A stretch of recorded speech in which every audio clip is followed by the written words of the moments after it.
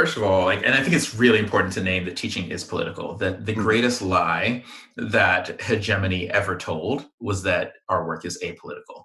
That our salaries are decided in some communities by vote. That's Mhm. political. That school districts are made and gerrymandered by city councils. These are political. That budgets are made. And so literally the food that I put in my mouth that I draw from a paycheck that I get from New York City, that's political. And so for the belief that teaching is apolitical, we're lying to ourselves. That the city councilman that I elect dictates how much money I take home every month.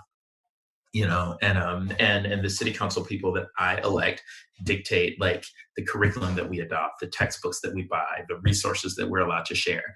And so teaching is inherently political, but I borrow a lot from, I have a great mentor, Bob Probst. And one of the things that he has pointed out to me time and time again is, when we like, you know, kids come to school in kindergarten and we teach them kindness, right? And so Mhm. the first lesson you learn, I've got a 5-year-old daughter who's starting kindergarten this fall. And the first lesson that you learn in kindergarten is that you are kind to others. And if we teach kids to value kindness, we are implicitly condemning those who promote cruelty and indifference. And so that I'm teaching kids in class to be kind, that's an implicit condemnation of politicians who are unkind. you know that if I teach kids to judge individuals on their merits, that's an implicit condemnation on those who judge based on stereotypes. And so even my teaching is political. So like, yeah, kids come to kindergarten, I'm like, yeah, be nice to others.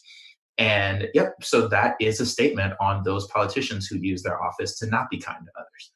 Um, and I think when we really look at what we're teaching, everything is political. That I'm a reading teacher. I teach kids to value information. And one of the things that Bob Probst has taught me is that when I teach kids to value information, that's an implicit condemnation of those who create misinformation. And so, and so I'm teaching you to value evidence in my classroom. And we've got certain politicians who do not value evidence. My lesson that teaches you to value evidence is a condemnation of those people. It's implicit. And so everything that we do is political.